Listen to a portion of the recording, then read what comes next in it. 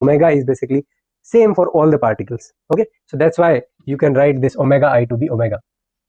That's why you can say the rate of change of omega, that will also be same for all the components. Okay, तो ये यहाँ पे doubt नहीं होना चाहिए कि why we have written it like this. तो angular velocity से related है, and this moment of inertia, let's say it is fixed for the particular case.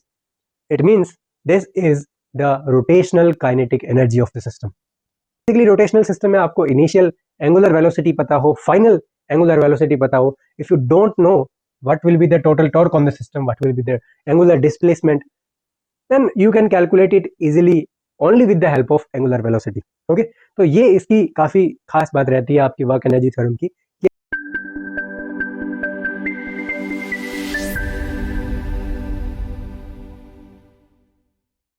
Hello everyone, welcome to the YouTube channel. This is Deepak Marwal. इस video में हम rotational motion के लिए आपका जो न्यूटन सेकंड लॉ है उसको डिराइव करेंगे, जैसा कि हमने ट्रांसलेशनल मोशन में डिस्कस किया था. सिमिलरली हमने ट्रांसलेशनल मोशन में आपका जो वर्क एनर्जी थ्योरम है वो भी डिस्कस किया था. तो हम चेक करेंगे कि क्या आप रोटेशनल सिस्टम के लिए सिमिलर रिलेशन निकाल सकते हो क्या वर्क एनर्जी थ्योरम के लिए. तो स्टार्ट करते हैं आपका सबसे पहले न्यूटन सेकंड लॉ से.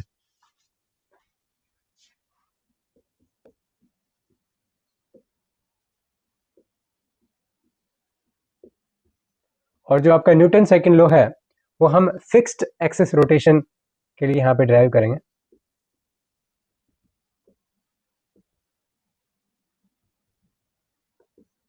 तो पिछली वीडियो में भी हमने रोटेशनल मोशन जो था फिक्स एक्सिस रोटेशन कंसिडर किया था. वहाँ पे भी हमने आपको एक्सप्लेन किया कि लेट्स से आपका जो रोटेशन एक्सिस है वो आपका जेड एक्सिस है. So this will be your Z axis, और यहाँ से let's say this is your X and Y axis. और जो आपका पार्टिकल है that will move in the circular path basically. Okay, तो किसी भी सिस्टम में आप टॉर्क अगर डिफाइन करते हो कि जो टॉर्क कितना लगा, अगर आपको rotational state of motion basically अगर आपको चेंज करना है, तो आप डिफाइन करते थे कि this will be your summation R I vector cross you can से एफ आई वेक्टर. ओके, कि एक पार्टिकल पे हर एक पार्टिकल एक सर्कुलर मोशन में मूव करेगा. तो let's say this is your you can say particle, so you will define it to be R I vector. And let's say इसके ऊपर आपने फोर्स के यहाँ पे एफ आई वेक्टर लगाया. तो सिमिलरली और पार्टिकल्स भी होंगे, वो भी सर्कुलर पाथ में ही मूव करेंगे, लेकिन वहाँ पे टॉर्क जो है यू कैन से फोर्स और उसका जो रेडियस है that will be different. So there will be different torque component for that. Okay, तो आप टॉर्क बेसिकली ऐसे डिफाइन करते हो. ओके, अब यहाँ पे हमने बोला कि अगर एक्सिस फिक्स्ड रहती है तो उस केस में आपने चेक किया जो इफेक्टिव टॉर्क है that will only be along the direction of you can say Z axis. So you have to take the component along the Z axis only. Okay, तो यहाँ से आप क्या कह सकते हो कि this tau is nothing but tau Z, और टो जेड के केस में R I and you can say fi they will be perpendicular to this z component basically. Okay, so ri is perpendicular to the z, or you can say f or r जो है they will be you can say perpendicular to the rotation axis. Okay, तो यहाँ से अगर आप यहाँ पे इसको लिखते हो तो आप एक्सपेंड अगर करना चाहो तो आपको पता है कि जो ट्रांसलेशनल मोशन है उसके अंदर आप फोर्स डिफाइन करते हो. Force is nothing but you can say mass into the acceleration. Okay, so इस पर्टिकुलर पार्टिकल का एक्सेलेरेशन बेसिकली हमें देखना पड़ेगा. और एक्सेलेरेशन कौन सा देखें, रेडियल देखें या टेंजेंशियल देखें, वो भी हमें यहाँ पे चेक करना पड़ेगा, बिकॉज एक्सेलेरेशन दो तरीके का हो सकता है, टेंजेंशियल और it can be radial acceleration. Okay, तो ऐसे हम एक्सेलेरेशन आपका फोर्स जो है वो ट्रांसलेशनल मोशन में डिफाइन करते थे. और यहाँ पे हम क्या बोलते थे कि this is the mass you can say M आपका जो है वो आपका कांस्टेंट रहता था, चेंज नहीं होता था बेसिकली. तो उसके लिए ये न्यूटन सेकंड लॉ आपका ट्रांसलेशनल मोशन में यहाँ पे ये होता है, किसके लिए था, ट्रांसलेशनल मोशन के लिए. तो जैसा कि हमने बताया कि जैसे मास जो है वो आपका किसके इक्विवेलेंट होता है, मोमेंट ऑफ इनर्शिया के इक्विवेलेंट होता है. सिमिलरली एक्सेलरेशन जो है वो आपका किसके इक्विवेलेंट होता है, एंगुलर एक्सेलरेशन के इक्वल. तो आपको कुछ इस तरीके का रिलेशन मिलना चाहिए कि और एफ जो है that will B you can से given will be equivalent to the torque basically. So torque basically आपका किसके इक्वल आना चाहिए, यहाँ से अगर आप एनालॉजी से चेक करो, so this should be I alpha. और यहाँ पे वेक्टर जो है this is a tensor quantity, so it should be something like this. Okay, so basically ऐसा कुछ आपको दिखना चाहिए आपको जो फाइनल एक्सप्रेशन है. ओके, और ये जो एक्सप्रेशन है ये आपका डिफरेंट होगा जब आप जनरल केस डिस्कस करोगे, बिकॉज वहाँ पे एक्स्ट्रा टर्म भी आ जाती है जहाँ पे आपका जो मोमेंट ऑफ इनर्शिया है वो अगर फिक्स ना हो, तो वो ऐसे जनरल केसेस को आप हायर स्टडीज में, कॉलेजेस में आप डिस्कस करोगे, ग्रेजुएशन में, राइट। तो फिलहाल के लिए हम ओनली फिक्स्ड एक्सिस रोटेशन पर ही अपना फोकस रखेंगे। ओके, अब देखिए, अगर आप इस एक्सप्रेशन को देखो तो हमने बोला था कि टॉर्क की डेफिनेशन हमने कैसे बताई थी।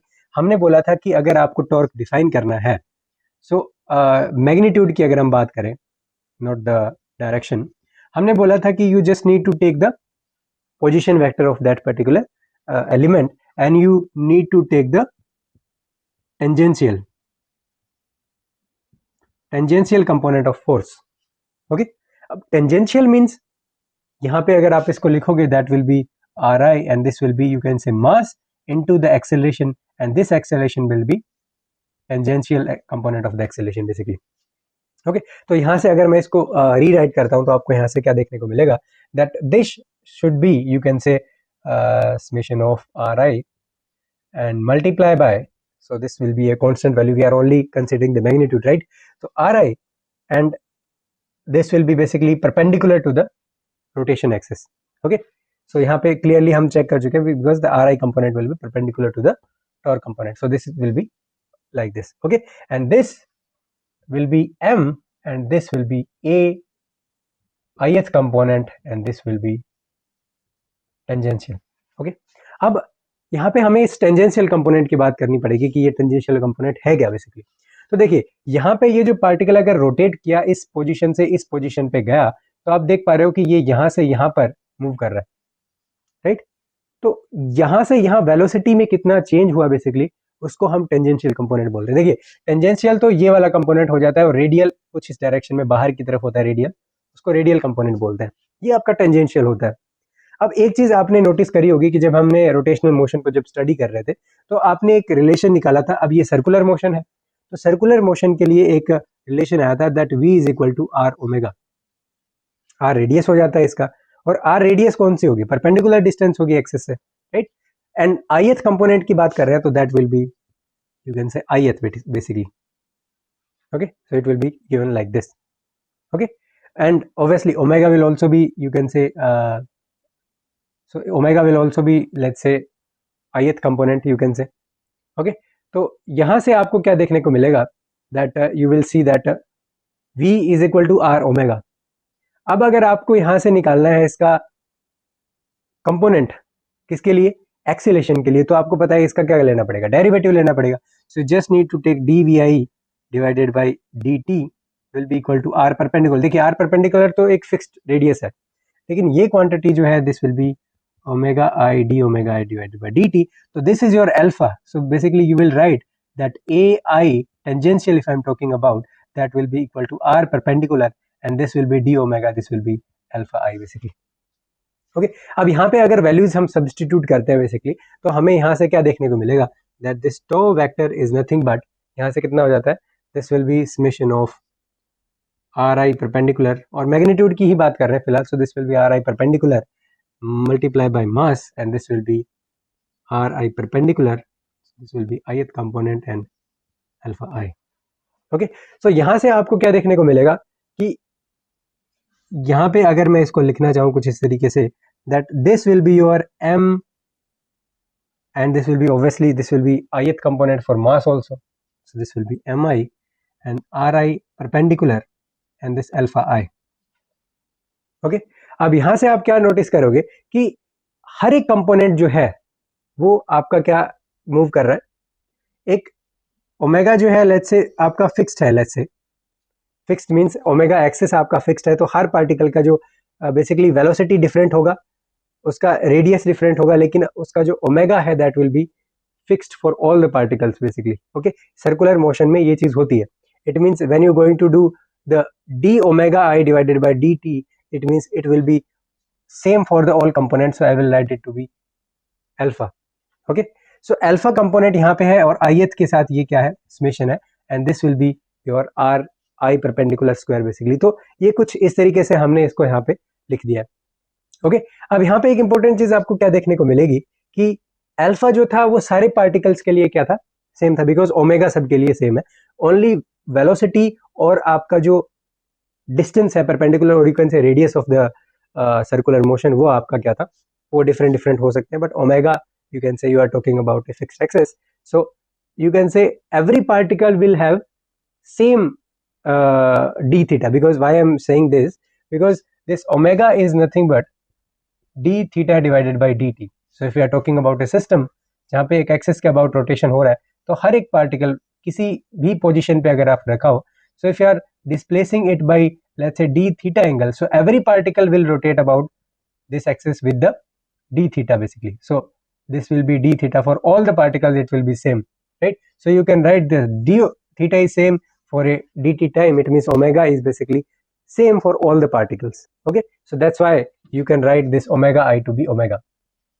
That's why you can say the rate of change of omega, that will also be same for all the components. Okay, तो ये यहाँ पे डाउट नहीं होना चाहिए कि why we have written it like this. और यहाँ पे एक चीज आप ध्यान से देखो कि यहाँ पे अगर आप एक टर्म देखोगे, हमने मोमेंट ऑफ इनर्शिया कैसे डिफाइन किया था, this was MI/RI perpendicular square basically. इसको हम क्या बोलते थे, मोमेंट ऑफ इनर्शिया. तो अगर यहाँ से अगर मैं रिलेशन में अगर यहाँ पे पुट करता हूँ, तो यहाँ पे देखिए ये जो टर्म है ये इस टर्म से डिफरेंट है, so I will write it to be I alpha.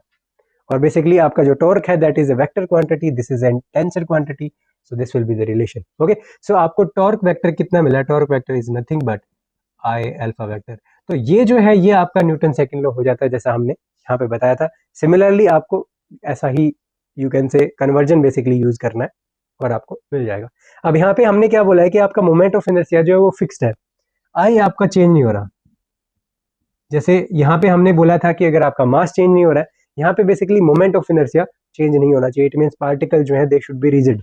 In that case only this relation will be valid. Okay, तो ये एक यहाँ पे आपको ध्यान देने की चीज है कि I should be a fixed value. Okay, so और अब हम बात करते हैं, जब हमने न्यूटन सेकंड लॉ डिस्कस कर लिया तो इसके बाद काफी इजी रहेगा हमारे लिए जो आपका वर्क एनर्जी थ्योरम है उसको चेक करना, राइट? सो हम देखते हैं अभी आपका वर्क एनर्जी थ्योरम. तो जब हम work energy theorem translational motion के लिए डिस्कस कर रहे थे, हमें वहां पे क्या देखा, हमने बोला कि आपका जो कुछ एक एक्सप्रेशन आ रहा था for even defining it to be for the kinetic energy basically. Okay, तो हमें वहां पे मिला कि half M V square minus half M U square will be equal to the total work done by the system basically. तो इसको हमने work energy theorem से एक्सप्लेन किया था और हमने यहाँ पे वर्क डन को F multiply by displacement basically वहां पे लिख दिया था, राइट? तो उसको करने का जो प्रोसीजर था वो बेसिकली क्या था कि आप वर्क डन आप डिफाइन करते थे किससे, फोर्स मल्टीप्लाई बाय डिस्प्लेसमेंट, और यहाँ पे हम लिखते थे mass and multiply by you can say the acceleration and the displacement. Okay, और यहाँ से आप क्या लिख सकते हो, this will be M dv divided by dt and this will be, let's say this is ds basically. okay, so you can see this will be m dvv. और यहाँ से जब आप you can say ये dw की बात करते हो, उसके लिए हमने एक्सप्लेन किया था कि स्मॉल वर्क डन करना है आपको, तो ये हमने डिफाइन किया था. अगर आपको वर्क डन टोटल निकालना होता था तो हम क्या कर रहे, हमने बोला कि this will be M V dv, so this will be from you can say v initial velocity was u and final was v. तो बेसिकली पार्टिकल का जो है वो वेलोसिटी इनिशियल पता है आपको, फाइनल पता है, तो टोटल वर्क डन बेसिकली आप निकाल सकते थे. मास आपका कांस्टेंट है, so this was half M V square minus U square basically. तो ये काइनेटिक एनर्जी थ्योरम हमने ट्रांसलेशनल के लिए निकाला. सेम हम किसके लिए ट्राई करेंगे, रोटेशनल मोशन के लिए ट्राई करेंगे, और फिक्स्ड एक्सिस रोटेशन के लिए ही हम यहाँ पे एक्सप्रेशन देखने वाले हैं. अब देखिए हमने चीज कहाँ से स्टार्ट करा था, जो भी हमने एक्सप्रेशन स्टार्ट करा न्यूटन सेकंड लॉ का हमने यहाँ पे यूज किया. दैट्स व्हाई हमने यहाँ पे न्यूटन सेकंड लॉ को एक्सप्लेन किया. That's why it would be much easier to explain the this work energy theorem. तो स्टार्ट करते हैं. वही वर्क डन हमने टॉर्क की टर्म्स में निकाला था, that tau vector dot D theta vector basically. So this was the work done.